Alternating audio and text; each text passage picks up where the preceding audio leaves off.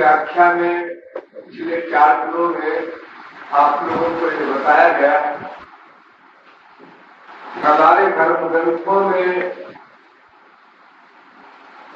ऐसे सिद्धांत भी है कामनाओं को छोड़ देने मात्र से जीव अपने परम लक्ष्य को प्राप्त कर लेगा और ऐसे सिद्धांत भी है भगवान की उपासना से ही जीव अपने परम लक्ष्य को प्राप्त कर सकेगा। तो प्रथम सिद्धांत का खंडन 4 दिन में किया गया और अंत में आपको यह बताया गया कि समस्त कामनाओं की जननी माया है और माया भगवान की शक्ति है और शक्ति होने के कारण वो बिना भगवान के सहयोग के हमारे ऊपर जो आधिपत्य जमाए हुए है उसे नहीं हटा तो नहीं जा हम उसको छुटकारा नहीं पा सकते। इसलिए ऐसा जो कहा गया है कि कामनाओं को छोड़ दो तो काम बन जाए, ये बात ठीक नहीं कहती। अब दूसरी बात,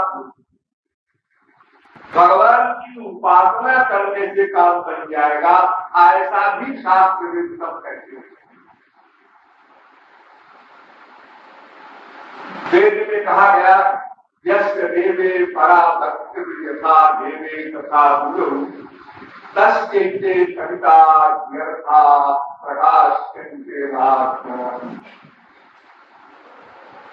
उसी को भगवत प्राप्ति हो सकती है, उसी की माया निवृत्ति हो सकती है, उसी को परमानंद की प्राप्ति हो सकती है जो उस सुप्रीम पावर उस भगवान की भक्ति है, उपासना है। और इस प्रकार की भक्ति भगवान के प्रति करे, इसी प्रकार की भक्ति गुरु के प्रति भी करे। यथा देवे तथा गुरु, जैसी भक्ति भगवान के प्रति हो वैसी ही गुरु के प्रति भी हो, तब किसी जीव को भगवत प्राप्ति हो सकती है। इसी बात को गीता वगैरह में भी कहा तमाम भक्त्यागन्ते आसक्ति आवेगम लोभो द्रष्टुम ज्ञातुम प्रवेशुम च परम तप, मुझको जानना चाहो या मुझको देखना चाहो या मुझमें लीन होना चाहो, जो कुछ भी तुम चाहते हो वो सब केवल उपासना से ही होगा, भक्ति से ही होगा। भक्त्या में गया ग्राह्या, भागवत जी कितने ही धर्म कर्म ज्ञान सब कर डालो, इससे काम नहीं बनेगा। अंतःकरण की शुद्धि भी नहीं हो सकती और कुछ आगे को बड़ी बड़ी बात। धर्म सत्यो विद्या तपदात्मिका मन भक्त प्रेतमात्मान न सम्यक प्रपुनाति, सम्यक प्रपुनाति न, अंतःकरण की शुद्धि नहीं होगी। केवल धर्मेण पाप नपायुगत, आप धर्म करेंगे तो पाप तो नष्ट हो जाएगा, लेकिन पाप करने की वृत्ति नहीं नष्ट होगी, पिछला पाप नष्ट हो जाएगा। और पिछले पाप हमारे अनलिमिटेड हैं, अनंत है, इसलिए अनंत काल तक भी अगर हम धर्म का पालन करते रहे तो भी हमारे पाप अनंत बचेंगे। और अगर चलो मान लो कि अनंत काल तक हमने धर्म का पालन किया और हमारे अनंत पाप नष्ट भी हो गए तो भी हमारा कोई लाभ नहीं होगा, क्योंकि आगे हम फिर पाप करेंगे। जैसे किसी व्यक्ति ने चोरी किया, जारी किया, मक्कारी किया, डकैती किया, 325 किया, सजा हो गई 2 साल 4 साल 6 साल, तो ठीक है, इस अपराध से तो वो बरी हो गया, जो सजा हो गया। लेकिन इसके आगे फिर वो चोरी करता है, फिर डकैती करता है, फिर आगे अपराध करता है, तो अपराध करने की प्रवृत्ति नहीं जा सकती धर्म करने की। स्थान निहाल पूजनते तपोदान प्रतारिणी ना धर्मजम तत्हृदयम, जितने भी यज्ञ दान तप व्रत आज जो भी साधन है धर्म के, इन सबको करना चाहिए, वेद के अनुसार करना चाहिए, करेक्ट 10%, फिर भी अंतःकरण की शुद्धि नहीं। तदपि शांति दे गया, वो भगवान की भक्ति से ही हुई। ये भागवत जी कहती आधार करेंगे तो नहीं, हजारों स्रोत है प्रमाण। व्यास जी को हर पुराण में एक एक बात को 1000 बार लिखा है, 2-4 शब्द का हेर फेर करके श्लोक बना दिया।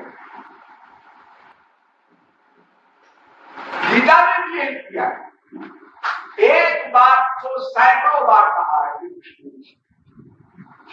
ये हमारे यहाँ साहित्य में दोष माना जाता है, पुनरुक्ति दोष कहते हैं इसको। एक बात को 2 बार नहीं कहना चाहिए, इसीलिए नियम से विपरीत है। लेकिन शास्त्रों वेदों में बार बार की बात को क्यों कहा जाता है? इसलिए कि पाठक को, श्रोता को वो बात मस्तिष्क में ठीक ठीक भरने में हेल्प मिले, वो पक्का हो। और रामायण बात जानते ही बारी बसे बरु सिकताते बरु लेकिन बिनु हरि भजन न भव शरीर, यह सिद्धांत अभेद। कोई हो आदर्श सिद्ध विमुक्त उदासी, कवि गोविंद कृतज्ञ सन्यासी, योगी शूर सुतापस ज्ञानी, धर्म निरत पंडित विज्ञानी, ताई बिनु से स्वामी राम नमामि नमामि नमामि। तो वेद से लेकर रामायण तक वही वेद का एक वाक्य काम दे रहा है, यस्य देवे पराभक्ति यथा देवे तथा गुरु। उसी का अनुवाद भागवत में, उसी का गीता में, उसी का रामायण में सर्वत्र चला रहा है। अर्थात जैसी भक्ति भगवान के प्रति हो, वैसी भक्ति गुरु के प्रति हो। ये दो उपासनाएं करेक्ट हो जाए तभी आप माया को समाप्त कर सकते हैं, तभी कामनाएं जा सकती हैं। वेदों में उपासना के लिए कई शब्द आया है, वेतन शब्द भी आया है। तमेव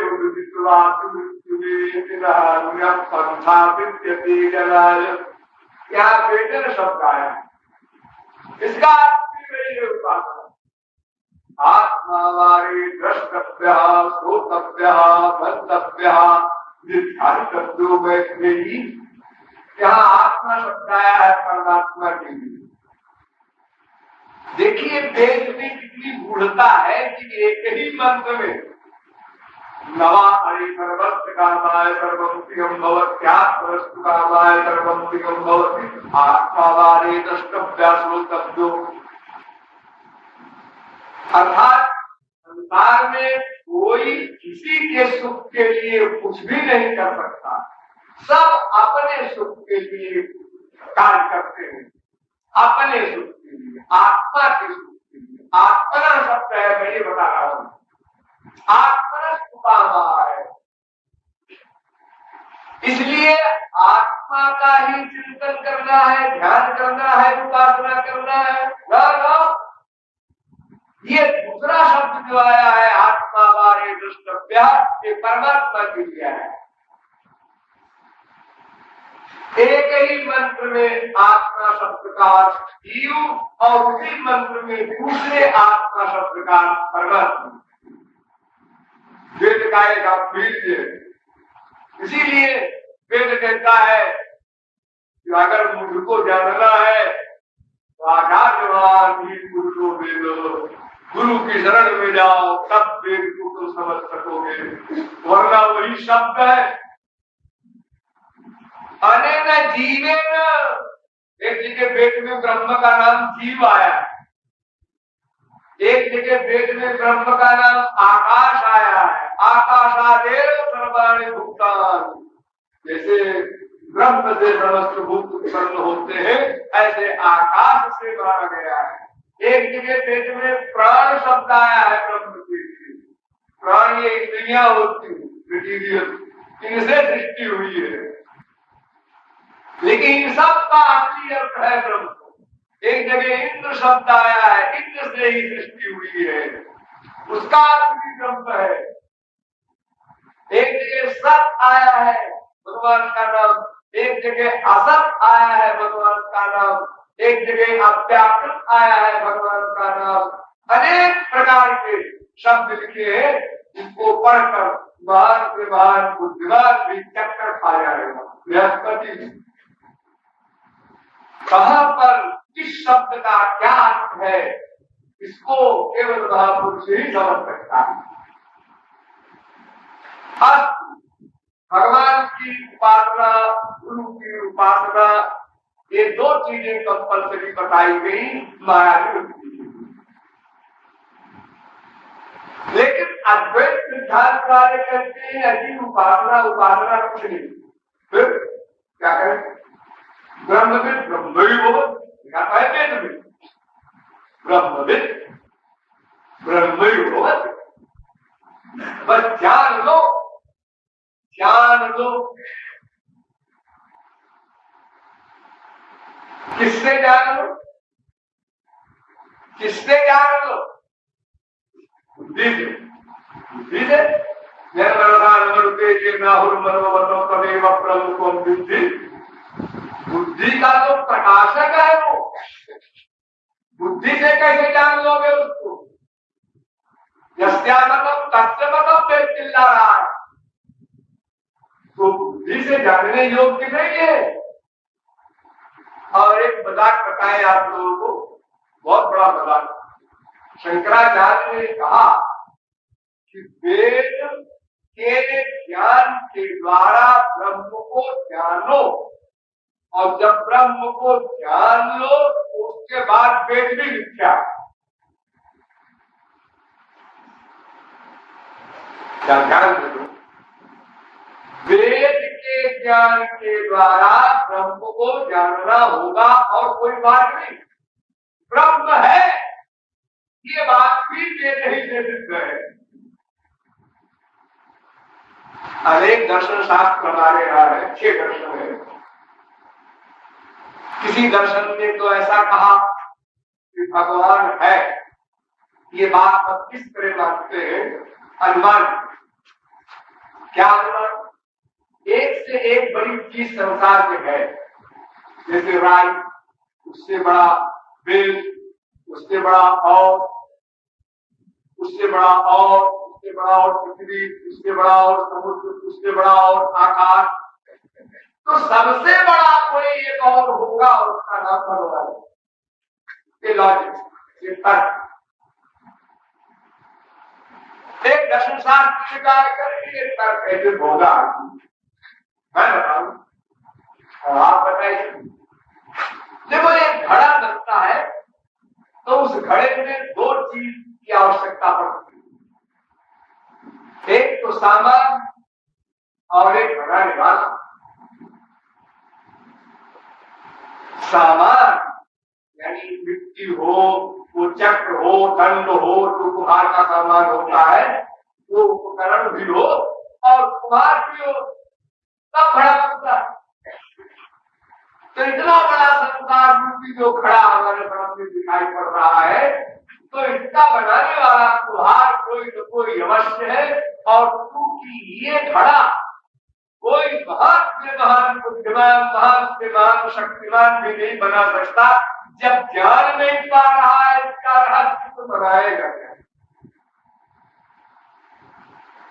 मैंने आप लोगों को बताया था कि अभी अभी 4-5 दिन पहले अमेरिका के 2 वैज्ञानिकों ने डिक्लेयर किया कि आकाश गंगा एक और है, और वे कुछ लोग के जो तारे दिखाई पड़ते हैं बहुत सूक्ष्म, एक लकीर थी, अनंत लोक है उसमें, और उस लोक की लाइट आने में खरबों वर्ष लगता है पृथ्वी पर हमारी। अगर एक आदमी की उम्र खरबों वर्ष और लाइट की स्पीड में वो ऊपर को भागे तो भी नहीं पहुंच सकता। इतना बड़ा ये विश्व, तो इतने बड़े विश्व को बड़े विधान के साथ एक आकर्षण में सब एक दूसरे की परिक्रमा कर रहे हैं, नियमित सब ढंग। ऐसा ये किसी मनुष्य के बस की बात नहीं है। मनुष्य तो समझ ही नहीं सकता, वहां पहुंच ही नहीं पा रहा है, बेचारा क्या बनाएगा। एक दर्शन शास्त्र कहता है भाई ये बात भी कुछ मानने की नहीं है, क्या पता कई लोग मिलकर बनाए हो सब। एक कई लोग जैसे वैज्ञानिक मिलकर रॉकेट वगैरह बनाते हैं, ऐसे कई योगी गुरी ऋषि मिल मिला करके संसार बना दिए हो।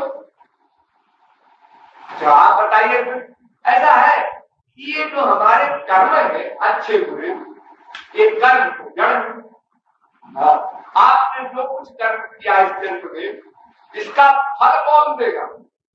आपको पक्के, आपको तो पता नहीं है कि पूर्व जन्म में क्या कर्म किया। और अगर आपको पता भी हो जाए तो आप पूरे कर्म का फल भोगना चाहेंगे ही नहीं। अगर आपके अंदर में हो जाए तो चाहिए अच्छा अच्छा भोग लेंगे, बुरा वाला बोल कर देंगे, भाई खाते दिखा देंगे उसको आपको। तो अगर आपके अंदर में हो जाएगा तो आप क्यों भोगेंगे, माफ कर लेंगे अपने आप को। तो इन कर्मों का, जड़ कर्मों का फल देने वाला कोई न कोई अवश्य होना चाहिए, वही ईश्वर। क्योंकि हमारे कर्म का फल प्रत्यक्ष है। इस संसार में कोई जलचर है, कोई भूजल है, कोई खेचर है, कोई स्वेदज है, कोई अंडज है, कोई उद्भिज है, कोई जरायुज है। ये अनेक प्रकार के 84 लाख प्रकार के जीवों की जो विषमता है, फिर मनुष्यों में ही देख लो। मुंडे मुंडे मंदिर मुंडे मुंडे सरस्वती, ये सबके अलग अलग कर्म है। एक आदमी एक ब्याह, 2 ब्याह, 4 ब्याह करता है, उसको लड़के ही नहीं मिलता। एक आदमी के इतने लड़के होते जा रहे हैं जो परेशान है, खिला पिला नहीं पाता। एक अंगूठा छाप के पास अरबों रुपया आ रहा है और एक बड़ा आदिल है, वो बेचारा भूखों मर रहा है। ये तमाम वैषम्य हम संसार में देखते हैं कर्म की थियरी का। तो इन सब का फल देने वाला, इनका हिसाब रखने वाला कोई न कोई अवश्य भगवान होगा। ये अनुमान प्रमाण से हम भगवान को सिद्ध करते हैं। ये 5 दर्शनों की बात मैंने बताया। छठा दर्शन शास्त्र हमारे यहाँ वेदांत में। वेदांत कहता है ये सब धर्म, हम ये सब नहीं मानते। अनुमान प्रमाण और प्रत्यक्ष प्रमाण, ये 2 प्रमाण ईश्वर में लागू नहीं हो सकते। क्यों? क्योंकि जिस प्रमाण से किसी की सिद्धि होती है, उसी प्रमाण से उसकी असिद्धि हो सकती है। जैसे देखिए तौलिया है, ये तौलिया है, क्या प्रमाण? कान पे नहीं मालूम पड़ेगा तौलिया। ये तौलिया है, क्या प्रमाण? मेरे हाथ में तौलिया है, क्या प्रमाण? अब मेरे हाथ में तौलिया है कि नहीं? नहीं, क्या प्रमाण? यानी जिस प्रमाण से तौलिया का होना सिद्ध हुआ, उसी आंख के प्रमाण से तौलिया का न होना सिद्ध होगा। तो क्योंकि भगवान प्रत्यक्ष और अनुमान का विषय नहीं है, इसलिए प्रत्यक्ष और अनुमान प्रमाण से वो असिद्ध भी नहीं किया जा सकता। अगर कोई कहे कि भगवान हमें दिखता नहीं है, कैसे मालूम दिखता नहीं? अरे तुम बात दिख रहे हो अपने आप को, जो अपने आप को मानते हो। एक दिखने वाली वस्तु, जिस आंख से सारा संसार देखते हो, उस आंख को भी नहीं देख रहे हो। अगर बहुत शीशे में देख लेते, ये तो आंख का गोलक है, इसके अंदर जो इंद्रिय है उसको आप शीशे में नहीं देखते। ये कान का एक गोलक है, ये इंद्रिय है, इस इंद्रिय से आप नहीं सुनते, इसके अंदर एक शक्ति है, उससे आप सुनते हैं, इसको देखते हैं आप, वो नहीं दिखाई देती। जब ये इंद्रियां नहीं आपको दिखाई पड़ रही है तो मन क्या दिखाई पड़ेगा, फिर बुद्धि क्या दिखाई पड़ेगी, फिर आत्मा क्या दिखाई पड़ेगी, फिर क्यों मानते हैं इन सबको आप लोग? तो प्रत्यक्ष प्रमाण तो बहुत छोटा है, उसको बहुत संसार में फेल हो जाता है।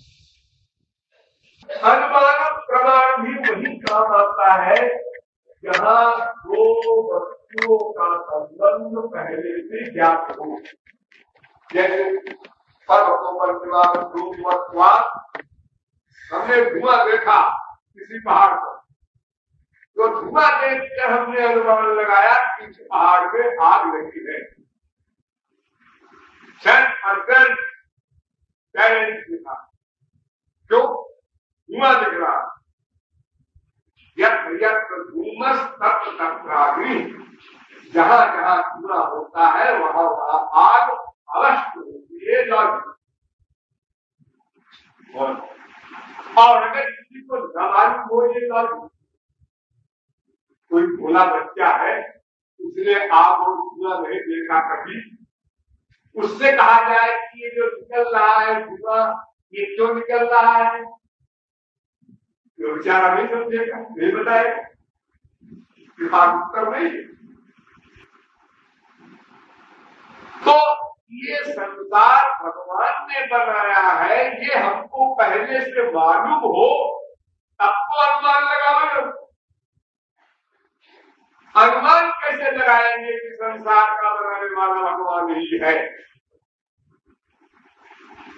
और हम हिस्ट्री में पढ़ते हैं, इतिहास में पढ़ते हैं, और दृष्टांत तुमने स्वर्ग बना दिया और हमने कर दिया, तुमने कर दिया, तो हो सकता है किसी बहुत बड़े तपस्वी योगी ऋषि मुनि या 10-20-50 मिल के बना दिए हो सकता। तो वेदांत कहता है कि देखो प्रत्यक्षेणानुविद्यावाजसुपायोनुद्यते यत्तम वेदंतवेदेन। जो बात प्रत्यक्ष प्रमाण से भी सिद्ध न हो, अनुमानक प्रमाण से भी सिद्ध न हो, वो वेद के द्वारा ही सिद्ध होगी। इसलिए आत्मा और परमात्मा आज ये स्पिरिचुअल तत्व जो है ये वेद से ही सिद्ध होगी। यानी ब्रह्म तत्व को वेद के द्वारा सिद्ध किया शंकराचार्य वगैरह ने, उस वेद को मिथ्या करें। केवल ब्रह्म सत्य है, बाकी सब मिथ्या है। वेद भी मिथ्या। अगर वेद मिथ्या तो वेद के ज्ञान से जो ब्रह्म जाना जा सकता है वो ब्रह्म भी मिथ्या हो जाएगा। अगर वेद मिथ्या तो वेद मिथ्या जन्य ज्ञान से ज्ञेय ब्रह्म भी मिथ्या सिद्ध होगा। ब्रह्म ही नहीं है तो ये सिद्ध हो जाएगा। अब जगत के लिए सोचो, ये संसार जो दिख रहा है इसको हमारे भारतवर्ष के भी विदेशों में भी बहुत से है मना कल्पनावादी, ये कहते हैं कि ये संसार है वे नहीं, ये हमारे मन ने बनाया।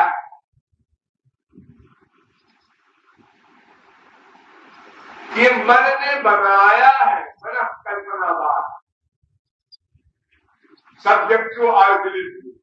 ये मन ने संसार की कल्पना की है। अजी आपके मन ने ऐसी बढ़िया कल्पना कर ली, इतना बढ़िया संसार बन गया, वैज्ञानिक सिस्टमैटिक इतना बढ़िया बना है, जिसमें बड़े बड़े वैज्ञानिकों की खोपड़ी फेल हो रही है। एक तिनके की परिभाषा नहीं कर सका अभी तक कोई दुनिया का वैज्ञानिक, एक सिर का बाल नहीं बना सका कोई वैज्ञानिक। एक जानवर गाय घास को खा करके दूध देती है, लेकिन उसी घास से कोई वैज्ञानिक बिना गाय की हेल्प से दूध नहीं बना सका। अरे भाई गाय घास खा करके दूध देती है आपको, अगर बिना गाय के हम घास से दूध बना दिया करें तो क्या बात है? तो विज्ञान की योग्यता है क्या? बड़े बड़े वैज्ञानिकों ने यही कहा है, अब तक हम लोगों ने यही जाना है कि कुछ भी नहीं जाना। अब तक हम लोगों ने जो कुछ जाना है वो यही जाना है कि कुछ भी नहीं जाना। हमारा ज्ञान इतना अल्प है कि उसको अल्प कहने में भी लज्जा लगती है। तो ये मन की कल्पना है संसार, और अगर मन से संसार बनाया जा सकता है तो मन से मिटाया भी जा सकता है। अगर मन से संसार बनाया जा सकता है तो मन से मिटाया भी जा सकता है। लेकिन क्या कारण है कि एक मकान, एक पेड़, एक पहाड़, एक नदी हजारों वर्ष से वैसे ही बनी है, किसी के मन ने उसको मिटाया नहीं। और बड़े बड़े परमहंस हो गए, ज्ञानी बन गए, उनका तो मन समाप्त हो गया होगा, स्वयं शंकराचार्य का। हाँ, वो खाना खाते थे शंकराचार्य, हाँ, भिक्षा मांगते थे, हाँ, रोटी मांगते थे, जी हाँ, पानी पीते थे, जी हाँ, पृथ्वी पर चलते थे, जी हाँ। उनका संसार क्यों था? अगर मन से बनाया हुआ संसार है और उनको ब्रह्म ज्ञान हो गया तो उनका संसार समाप्त हो जाना चाहिए। अच्छा छोड़िए, आप लोग गहरी नींद में सोते हैं, वहां मन रहता है नहीं, तो अविद्या क्यों नहीं समाप्त हो जाती? आप कहते हैं कि ये अविद्या मन की कल्पना है, अज्ञान ये मन का बनाया हुआ है, ये माया शक्ति वक्ति नहीं है भगवान की। तो अगर ये अविद्या जिसे आप कहते हैं, अज्ञान नाम देते हैं, ये मन का विकार है, तो सुसुप्ति अवस्था में तो मन नहीं रहता, गहरी नींद में सपना भी नहीं देखते आप, उस समय अविद्या की निवृत्ति क्यों नहीं हो जाती? अगर आप गए हो तो जाती है, कहाँ रहती है अविद्या? तो अविद्या नहीं रहती तो फिर सुसुप्ति अवस्था में आप ब्रह्म बन गए, और बन गए फिर त्यागने पर कैसे अज्ञान में अधिकार कर दीजिए? तो हमेशा के लिए ब्रह्म बन गए, ऐसा ब्रह्म थोड़े को इतना करता है, 2 घंटे को ब्रह्म बन गए, उसके बाद फिर अज्ञान में अधिकार कर लिया, फिर रात को सोए फिर ब्रह्म बन गए, सवेरे उठे तो फिर अज्ञानी हो गए। ऐसा कैसा ज्ञान?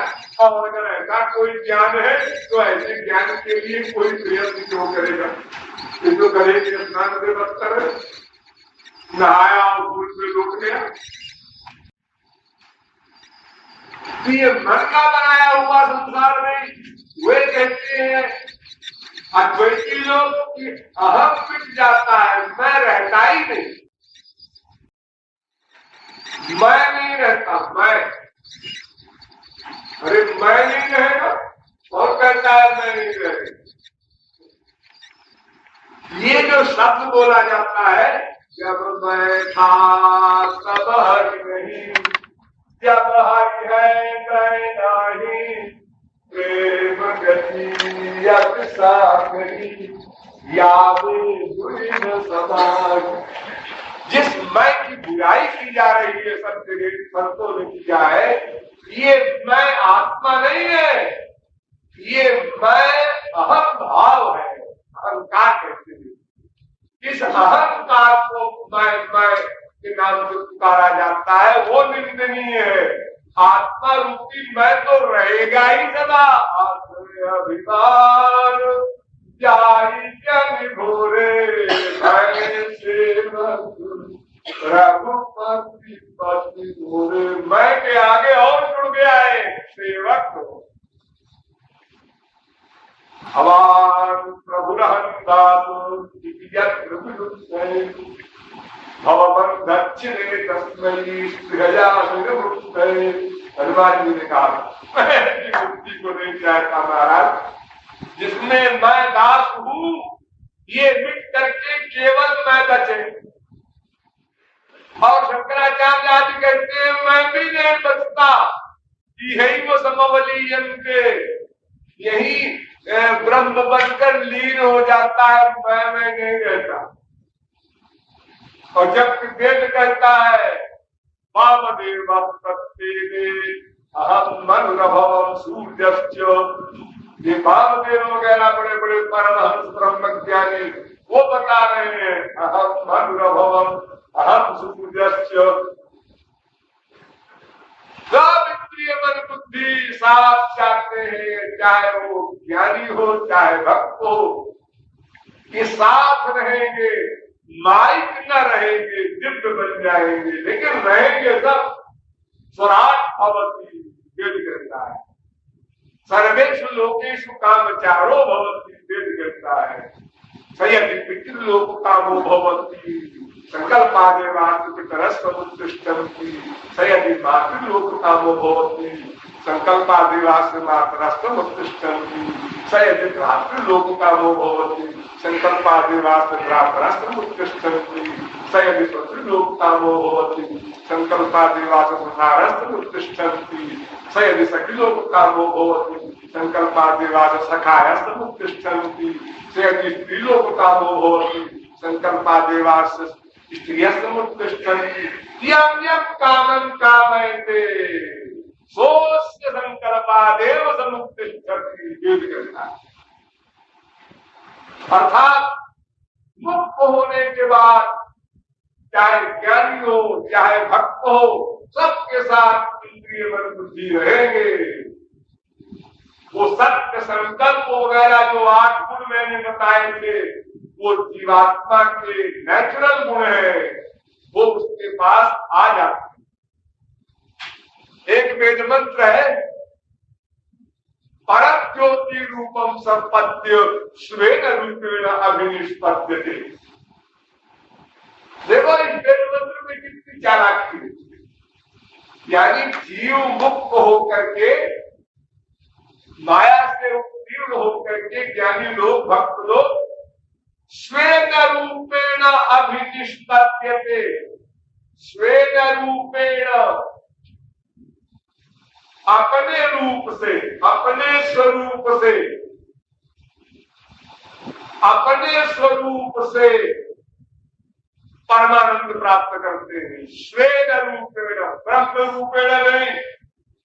इसीलिए सोचते सर्वान कामान सह ब्रह्मणा विपस्थिता। वेद कहता है ब्रह्म के साथ वो आत्मा ब्रह्मानंद का अनुभव करता है।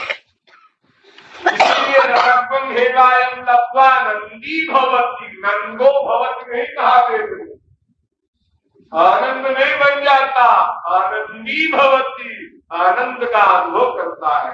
अगर वो पर्सनैलिटी ही नहीं रहेगी, अहम ही नहीं रहेगा तो अनुभव नहीं करेगा। और ये जो कहते हैं कि जीवात्मा ही परमात्मा है, इसको तो बड़े सरल शब्दों में खंडन कर दिया है वेद ने भी, वेदांत ने भी। मैंने बहुत बार आपको समझाया है एक प्रकार से आज की समझ। एक वेदमंत्र है तस्मात् माय तस्मात् विज्ञानमयात् अन्यो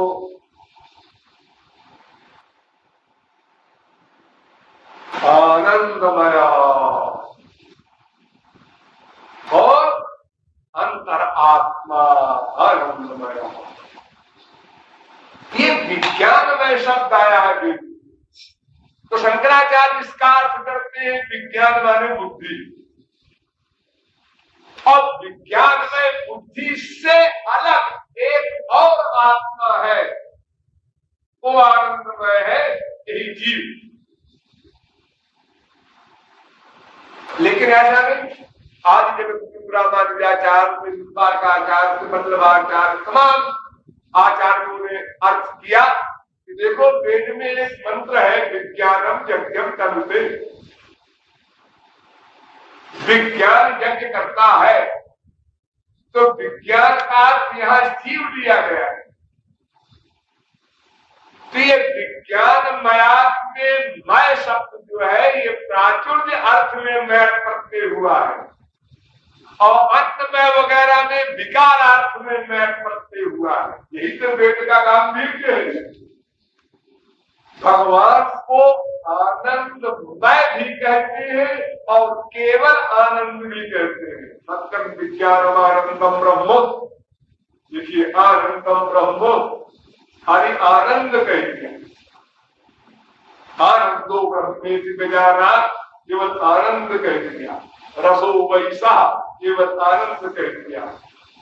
प्राण्या वो हेवान्या यदेश आकाश आनंदो नत्या। देखो आनंद कह दिया। तो जैसे आनंद सबसे प्रमुख गुण है ब्रह्म का, इसलिए उसको आनंद ही बोल देते हैं। आनंद माने ब्रह्म। इसी प्रकार ज्ञान प्रमुख जीवात्मा को बोल देते हैं विज्ञान। विज्ञान मय कहो चाहे विज्ञान कहो, दोनों का अर्थ जीवात्मा। चाहे आनंद कहो चाहे आनंदमय कहो, दोनों का अर्थ परमात्मा। इसीलिए ब्रह्म सूत्र है एक वेदांत में आनंदमयो ध्यासात्।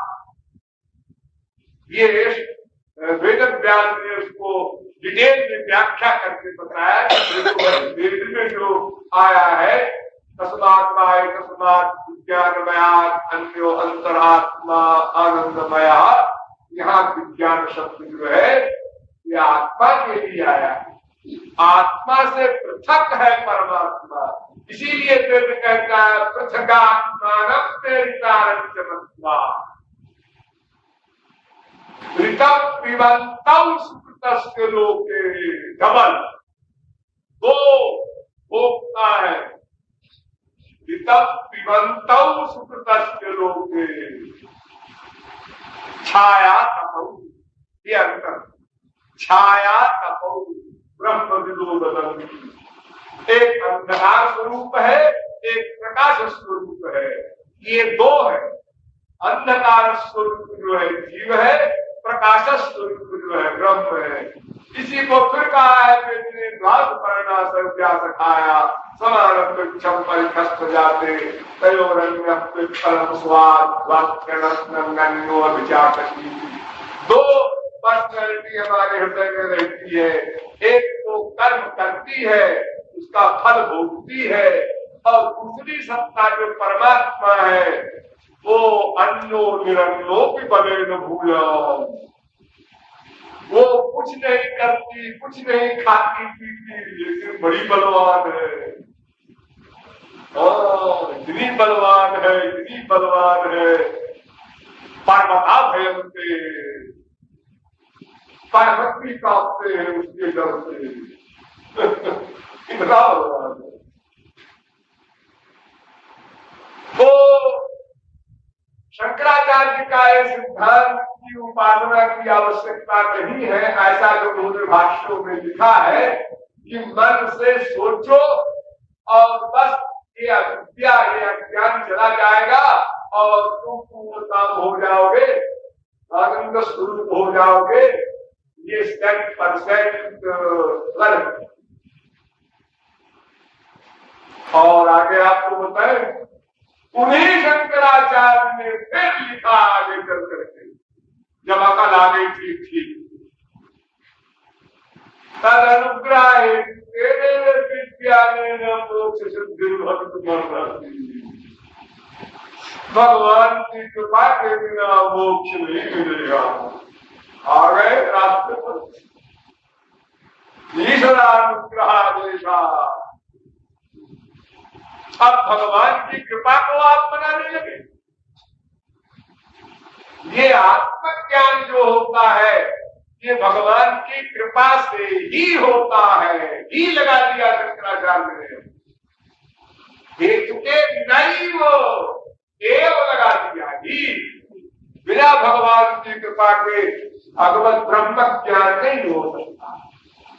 तो इसका मतलब ये है कि भगवान की कृपा के लिए आप प्रयत्न कीजिए और पाइए क्या?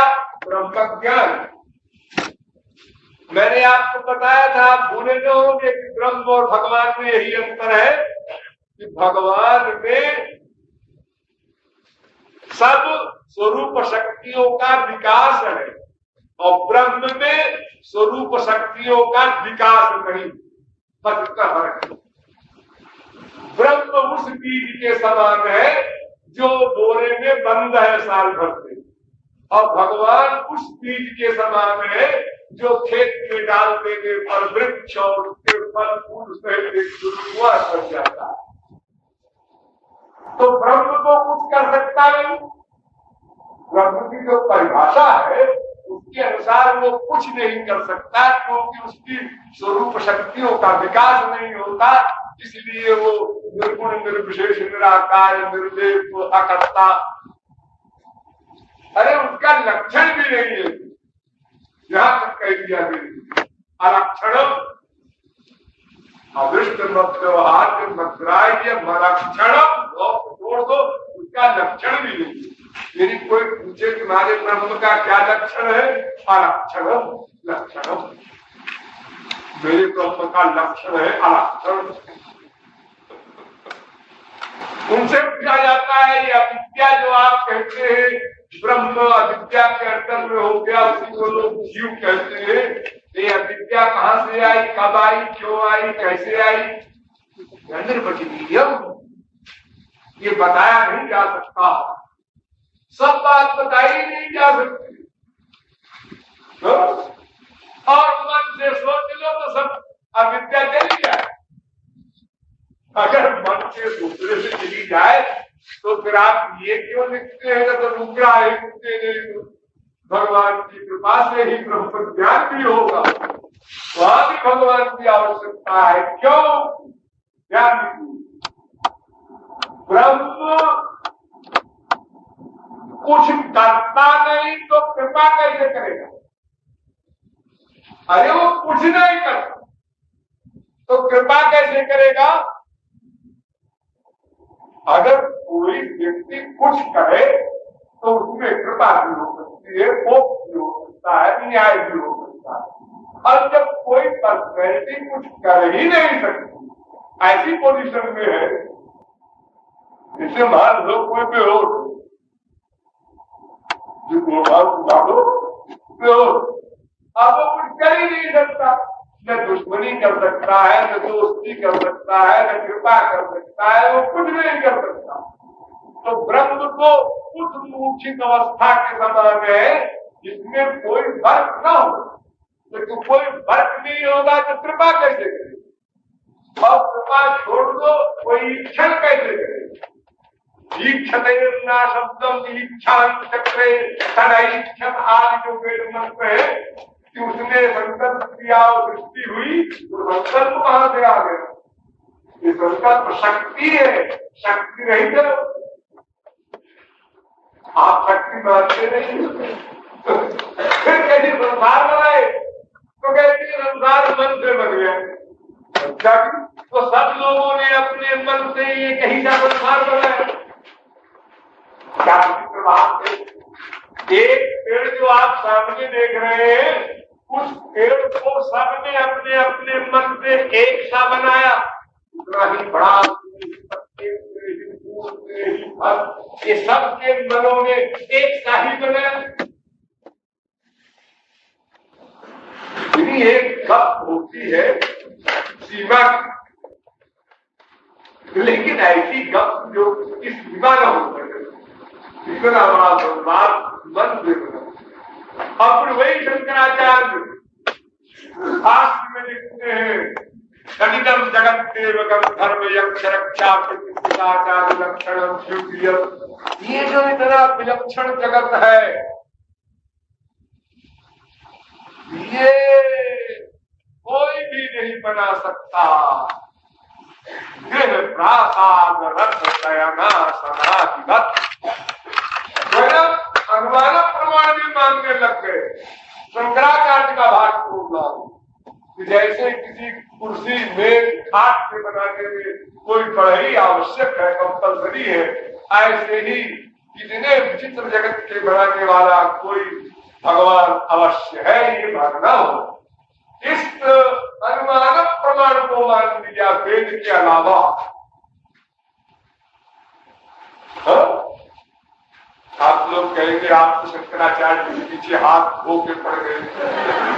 अरे भाई मैं तो बात बता रहा हूँ केवल, कहीं आप लोगों को कोई ऐसे अड़े बहरे कोई सन्यासी बाबा मिल गए और उन्होंने कहा क्या तुम भगवान की भक्ति करते हो, सोचो बस सोचो सोचो सोचो मैं ब्रह्म हूँ, काम बन जाए।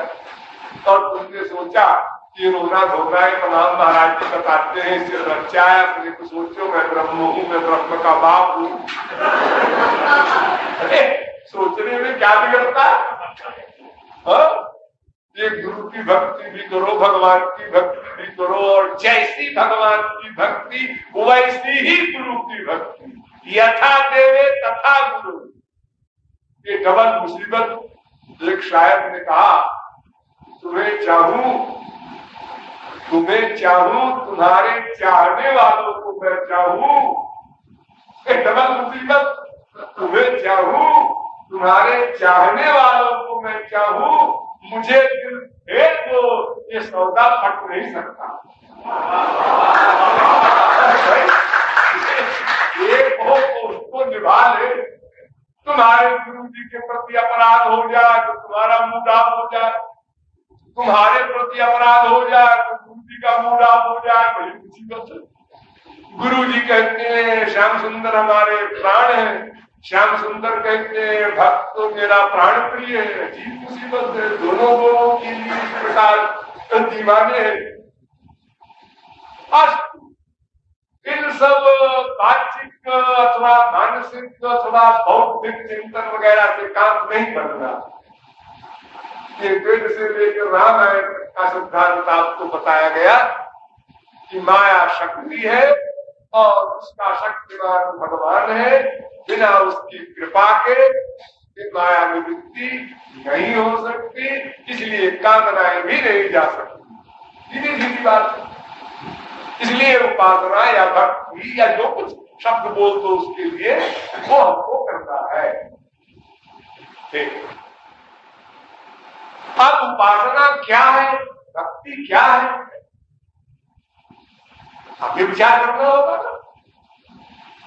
भगवान की भक्ति से भगवान मिलेंगे या कृपा करेंगे, ये बात को हम अनंत काल से जान रहे हैं, सुन रहे हैं, पढ़ रहे हैं। लेकिन भक्ति है क्या भलाए और वो कैसे की जाएगी, यही गड़बड़ है। जैसे श्रवणम, कीर्तनम, विष्णुरर्चनम, पाद सेवनम, ये तमाम भक्ति बताया है आचार्य ने। नवधा भक्ति, एकादशा भक्ति, 9 प्रकार की भक्ति, 11 प्रकार की भक्ति, 16 प्रकार की भक्ति, 21 प्रकार की भक्ति, 32 प्रकार की भक्ति, ये सब लिखी है शास्त्रों में। और सब अलग अलग ढंग से लिखी। तुलसीदास ने भी लिखा है भक्ति अलग ढंग, उसकी भक्ति अलग है सबसे। ये नौधा भक्ति जो भागवत में है उससे अलग है। मुस्लिम सरस्वती ने लिखा है उसकी भी अलग है, 11 प्रकार की। तो जितनी भक्तियां तमाम लिखी हुई है शास्त्रों में, इनको हम 2 भागों में बांटते हैं और आप क्लियर कर देते हैं आप लोग को। ये जो भक्तियां हैं इनमें एक में तो इंद्रियों का वर्ग है। श्रवणम, एक भक्ति है श्रवणम, सुना। क्या सुना? भगवान को सुना, भगवान का नाम, उनका गुण, उनका लीला, उनके धाम, उनके सब विषय भगवान का है, वो सुना। नौला भक्ति होने लगी।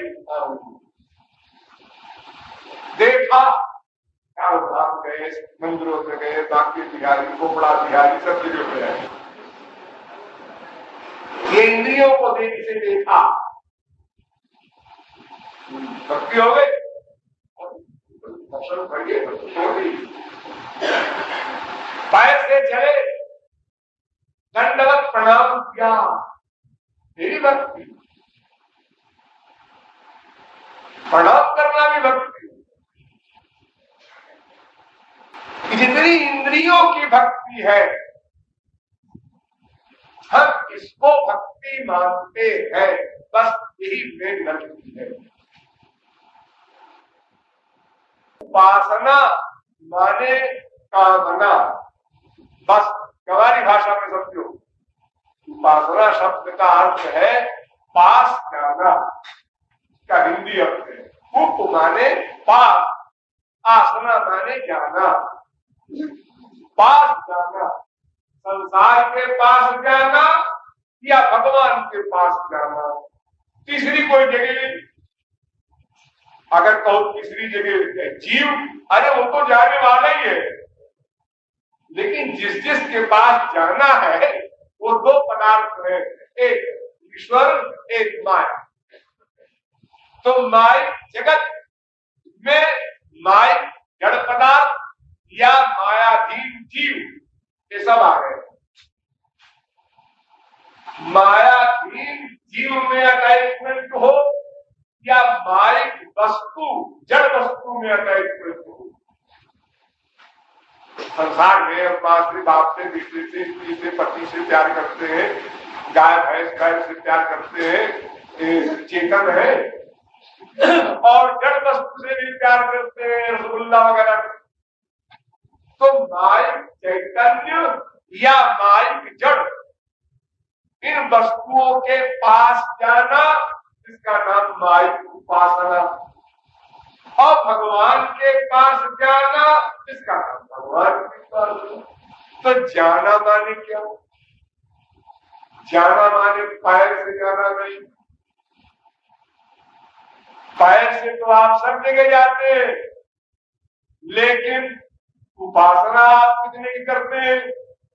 उपासना एक स्त्री होगी, एक माँ होगी, एक बाप होगा, तो 4 बच्चे होंगे, तो भाई बहन होंगे, उसमें भी किसी में 90% अटैचमेंट, किसी में 80%, किसी में 10%, वहां भी अंतर। एक 10-20 में आपकी उपासना हो रही है, और बाकी लोगों में जाते हैं आप उनके पास। अरे कितने लोगों के पास, एक व्यापारी के पास दिन भर कितने आदमी आते हैं और सबका स्वागत करता है, आइए आइए देखिए। एक वकील, एक डॉक्टर कितने लोगों को स्वागत करता है। तो जाते तो है, मिलते तो है, लेकिन वो उपासना नहीं करते। उपासना तो उन्हीं 10-20 में है, उसके अपने माँ बाप, बेटा, स्त्री, पति, उसी चक्कर में है। बाकी के पास जाते हैं, शरीर से पास जाना ये उपासना नहीं है। संसार में भी उपासना माने जहां मन का अटैचमेंट हो। बस एक बात, चेतक कल्वस्त बंधाय मुक्ते चात्मनो मतम गुणेषु शक्तम बंधाय रतम बापुते। माइक क्षेत्र में मन का अटैचमेंट हो, उसको हम कामना बोलते हैं। ईश्वरीय क्षेत्र में मन का अटैचमेंट हो, उसको हम उपासना बोलते हैं।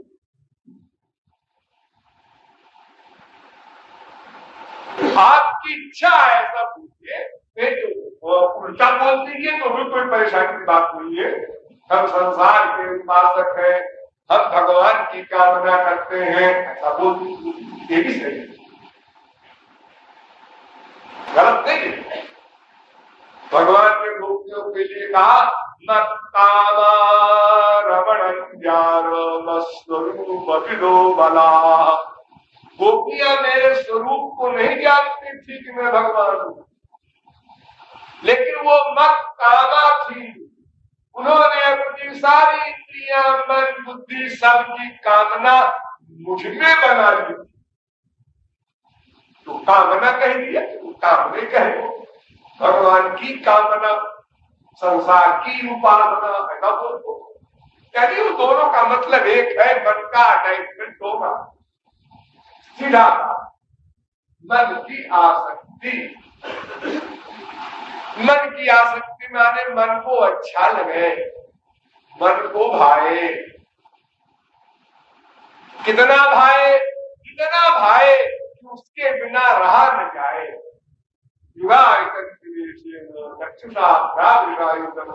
शून्यायतम जगत सर्वं गोविंद विरहिणम्। लैला मजनू का मेरे तट तोड़ दिया जाए, ऐसा अटैचमेंट हो। चित देखो चित श्याममयी है, ऐसी स्थिति हो जाए। बाद में वह सर्वविधि समात्मा दुर्लभ। एक बार आपको यहां पहुंचना पड़ेगा, फिर जब भगवत प्राप्ति हो जाएगी तो उसके बाद चाहे आप संपूर्ण पृथ्वी का राज्य कीजिए, बड़े सभ्य बन करके। जो प्रहलाद, अम्बरीश बड़े बड़े सम्राट, करोड़ों वर्ष संपूर्ण संसार के सम्राट बनकर रहे, लेकिन ये योग माया की शक्ति से ऐसा किया हुआ। पहले आप नहीं कर सकते। पहले आप संसार से बचिए, विरक्त होइए, वस्तु से भी बचिए, एटमॉस्फियर से भी बचिए, और बच करके पहले अपना लक्ष्य प्राप्त कर लीजिए, फिर संसार को चैलेंज कर लीजिए। जैसे दूध है, दूध में पहले आप पानी मिला देंगे तो वो एक हो जाएगा। लेकिन अगर दूध का दही बनाकर मच कर मक्खन निकाल ले, फिर पानी में डाल दे और चैलेंज कर दे, मिस्टर पानी आप मिलाओ अपने अंदर मक्खन को, आप वो नहीं मिला। इसलिए बड़े बड़े महापुरुषों के इतिहास में आप पढ़ते हैं, भगवत प्राप्ति हो गई, उसके बाद प्रहलाद ने ब्याह किया। ये कैसी भगवत प्राप्ति है? उनको ब्याह की इच्छा बन गई और बच्चे भी उनके हुए और युद्ध भी किया, और युद्ध भी किया, राज्य किया। राज्य में सभी कुछ करना पड़ता है, करे करोड़ों खून खर्चा करने पड़ते हैं। हनुमान जी ने किया, अर्जुन जी ने किया, बड़े बड़े जो अवतारी संत है इन लोगों ने किया। लेकिन वे लोग माया के अंदर में होकर वर्क नहीं करते, वे माया को अंदर में करके वर्क करते। कितना अंतर, थोड़ा सा अंतर है। तो आपको अभी संसार से बचना है और बाद में फिर आप बोलेंगे संसार सत्य है, तो गड़बड़ क्या है? क्यों? इसलिए कि कुमार राम चरण रत्न विगत काम मग क्रोध, तो निज प्रभु मय देख ही जगत, और श्री राम मय सब जग जानी। अब गड़बड़ खत्म। जड़ चेतन गुण दोषमय विश्व कीन करतारो, असंत हंस गुण नहीं पाय परिहरि बारी विकार। ये हंस की बुद्धि ये मायातीत होने पर आएगी। अभी तो आप बह जाएंगे, अभी आपको कुसंग से बचना है। कोई भगवान या संत या भक्ति इन तीन के खिलाफ कोई बात बोलने लगे, या तो अपने कान बंद कर लो या उसकी जीभ निकाल लो, यानी वहां से भाग जाओ। रात ने कहा जीभ काट लो, ऐसा मत करना भाई। मैं तुलसीदास से सहमत नहीं हूँ इस बारे में। नहीं मुकदमा चल जाए क्रिमिनल, लेकिन अपने को हमेशा बचाए रखना है। ये दावा नहीं करना है कि कृष्ण के खिलाफ बोल रहा है, बोले हमारा क्या बिगड़ता है, हम तो जानते हैं इसे कृष्ण धर्म है।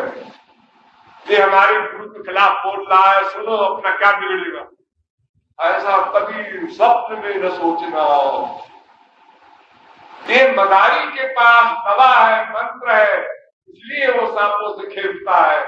तुम्हारे पास वो बल नहीं है, काट लेगा सांप, फिर बचे 100 हो जाओ। चंदन विष व्याप नहीं लिपटे रात भुजंग। उस अवस्था में पहुंच जाओगे तो ठीक है। तो हाँ, आपको मैंने 2 बात बताई, एक इंद्रियों की उपासना, प्योर इंद्रियों की, केवल इंद्रियों के द्वारा, और एक केवल मन के द्वारा, और तीसरी मन प्लस इंद्रियों के द्वारा। तो मेन मन है, मन से आपका प्यार हो जाए, इंद्रियां साथ रहे तो भी ठीक, ना रहे तो भी। इसलिए हमने 2 भाग में बांटा कि केवल इंद्रियों की उपासना और केवल मन की उपासना। अब अगर मन का अटैचमेंट है तो इंद्रियां नेचुरल चली जाएंगी, आपको प्रयत्न भी करना पड़ेगा। तो एक सेठ जी थे, वो कभी भगवान का नाम नहीं लेते थे। सेठानी जी बहुत परेशान थी, बहुत समझाया करती थी, पंडितों को बुलाया करती थी, उनको समझाओ। इसी प्रकार वो तैयार नहीं हुई। एक तो सपने में सोते में करवट लेते समय राम कह दिया। और बीवी बगल में सो रही थी, सुन लिया वो बड़ी थी। सवेरे उठ करके उसने रात ब्राह्मणों को निमंत्रण दे दिया और हलवा पूरी खीर बनने लगी। तो सेठ जी ने कहा आज क्या बात है भाई, जब पूर्णमासी है, एकादशी है, कोई जन्माष्टमी है, रामनवमी है, ये काहे का फंक्शन हो रहा है? बीवी से पूछते यार सबसे बड़ा त्योहार है क्या? बहुत डांटने पर बताया तुमने आज सोते समय राम कहा।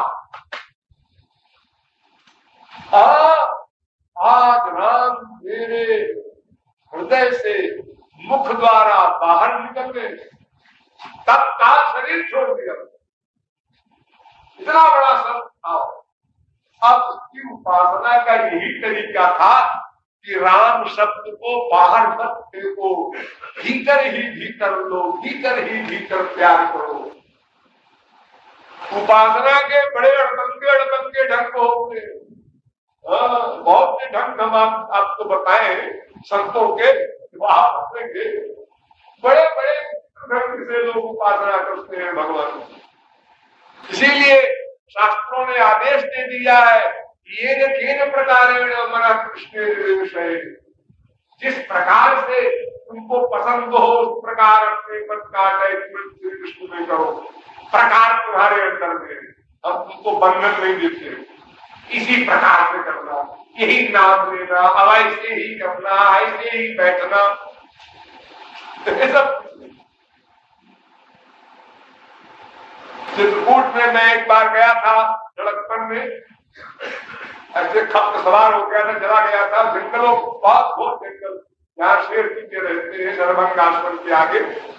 एक बाबा जी को मैंने देखा, एक कुत्ता कंकाल लेकर के अपने बाल को बिना तेल में जंगल में पेड़ के नीचे और कुत्ता शीशा सामने रख के बाल काटे।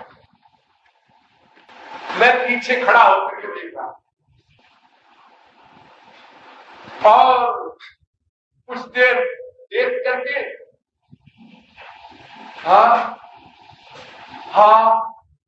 फिर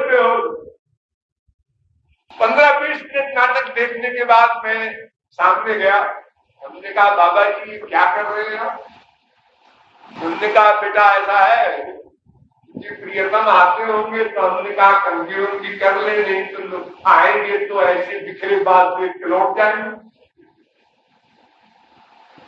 इसीलिए कंगी वंगी कर रहा था, लेकिन वो बाल सुलझते ही नहीं, कंघा भी टूट गया है और तेल यहाँ है नहीं, तो इसलिए दुख होता है कि कहीं वो आके लौट में जाए। बताओ ये कोई शास्त्र विचार तरीका उपासना अपना अपना भाव है, अपना अपना विचार है, जिसका जैसे हिसाब बैठे बैठाओ उनमें मन का लगाव करो। बस सीधी सी बात ये है, तो मन का लगाव करना यही उपासना है। बाकी बातों के चक्कर में न पड़ो, कहीं कुछ भी लिखा हो आप भुला दो। गुरु की आवश्यकता इसीलिए होती है कि गुरु के वाक्य के अलावा अगर तुमको भगवान भी कुछ बोलने आवे मत सुनो, किसी की मत सुनो। एक जगह पे लिखा है ख्याल करो।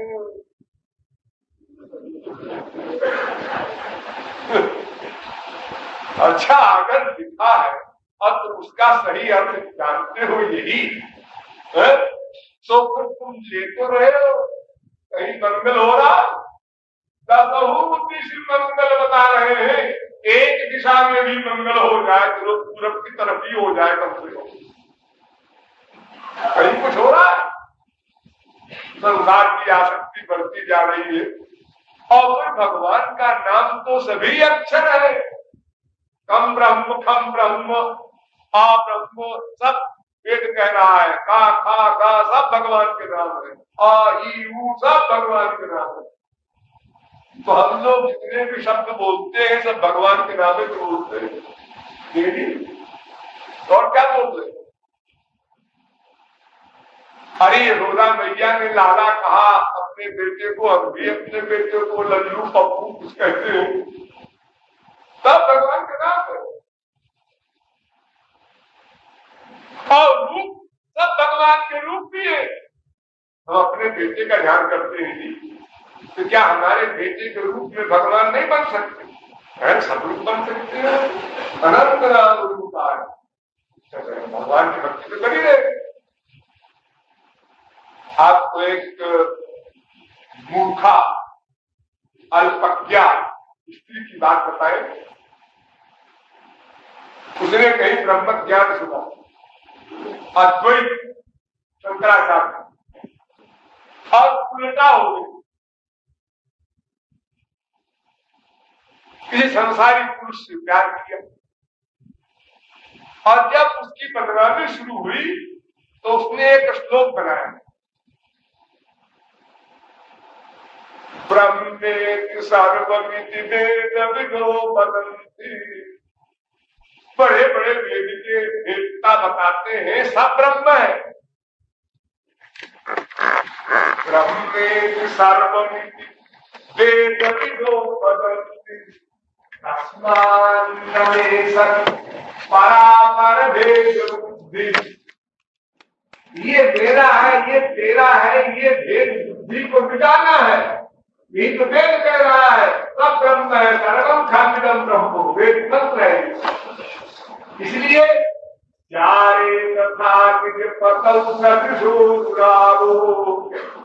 जैसे अपने पति में मेरा प्यार है, वैसे चार पति में भी मेरा प्यार है, क्योंकि पढ़ाया किसको यही नहीं, सब ब्रह्म है। तो व्यर्थम ये मूर्ख लोग हैं जो हमको कहते हैं तू आसती है, तू लता है, जो कि सभी ब्रह्म है। वो अल्प ज्ञान वालों का सर्वनाश ऐसे होता है।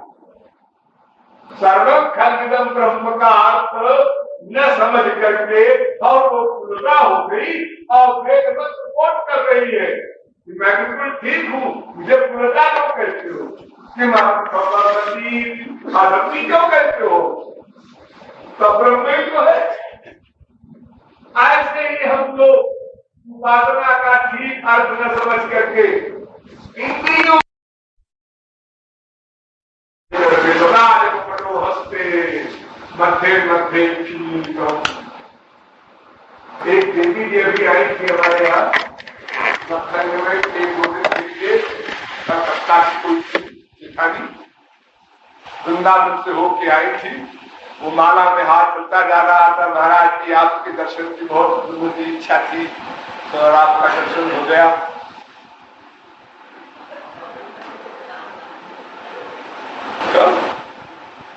हैबिट हो गई है, चलता रहता है, बातें होती रहती है, वो उंगली नहीं बंद रह सकती।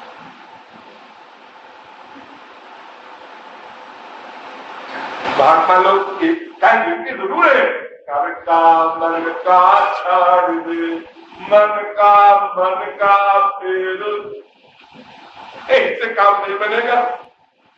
कंठी पहन लिया, योगी ने दिया,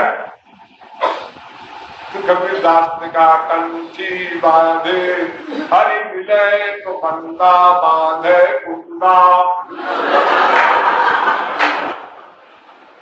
अगर कंठी और तिलक और कपड़ा लगाने से काम बन जाए तो फिर क्या बात है? ये तो मिनटों का काम है लगभग का। ये अनेक जन्म संसिद्ध हो कि अनेक जन्म की इतनी लंबी चौड़ी प्रैक्टिस करने की बात तो कौन करे, क्यों करे? तो इंद्रियों से ये सब काम नहीं होगा। और ये महापुरुष लोग कहते हैं तुलसी के कहती निकसत पाप पहाड़, सब पाप चले गए, मां दरवाजा बंद, अब नहीं आएंगे लोग। ये उन महापुरुषों के क्लास से बिल्कुल ठीक, वो अपने क्लास के अनुसार कह रहे हैं। उनके राम में राम का पूर्ण अनुभव है, उनके लिए बिल्कुल ठीक बात। लेकिन तुम अभी उस नाम के महत्व को नहीं समझे, यानी नाम में तुमने नामी को नहीं माना। अगर नाम में नामी को मान लेते तो अगर तुमको कह दिया जाए कि परसों सवेरे और मसूरी के सेवा कुंज में श्याम सुंदर के दर्शन होंगे, जिसको जिसको चलना हो सब लोग चलना, अगर कृपालु ही कह दे तुम सब के सब चल दोगे, विश्वास। लेकिन जिस श्री कृष्ण का तुम नाम लेते हो यहाँ मनगढ़ में बैठ के, उस श्री कृष्ण के नाम में और सेवा कुंज में जो त्रिभंगी लाल खड़े दिखाई पड़ेंगे उनमें अंतर क्या? अरे भाई अंतर क्यों नहीं, वो भगवान है, ये खाली नाम है। हाँ, इसका मतलब ये कि तुमने समझा नहीं। निज सर्वशक्ति स्मरणे लगाला। भगवान के नाम में भगवान बैठा हुआ है, संसार के नाम में संसार नहीं बैठा रहता, लेकिन भगवान के नाम में भगवान बैठा रहता है। उसकी सारी शक्तियां सर्व शक्ति, एक दो शक्ति नहीं। तो ये तो ऐसा है कि जब प्यार बढ़ेगा, जितना जितना प्यार बढ़ेगा उतने उतने नाम निष्ठा आपकी बढ़ेगी, उतना ही बड़ा महत्व आप बोलेंगे। एक बार राम कह दो काम बन जाए जी, 1000 बात की जरूरत नहीं है। नाम सुमिरत एक बारा उतर ही भव सिंधु पारा। तो फिर बोलने की जरूरत भी नहीं, मन से स्मरण करो काम बन जाए। तो मेन पॉइंट मन है, मन का लगाव होना भगवान में, इसी का नाम उपासना। लेकिन मन का लगाव कैसे हो, किस तरह से हो, किस प्रकार का हो, इत्यादि गंभीर विषय कल बोलिए। वृंदावन बिहारी लाल की जय।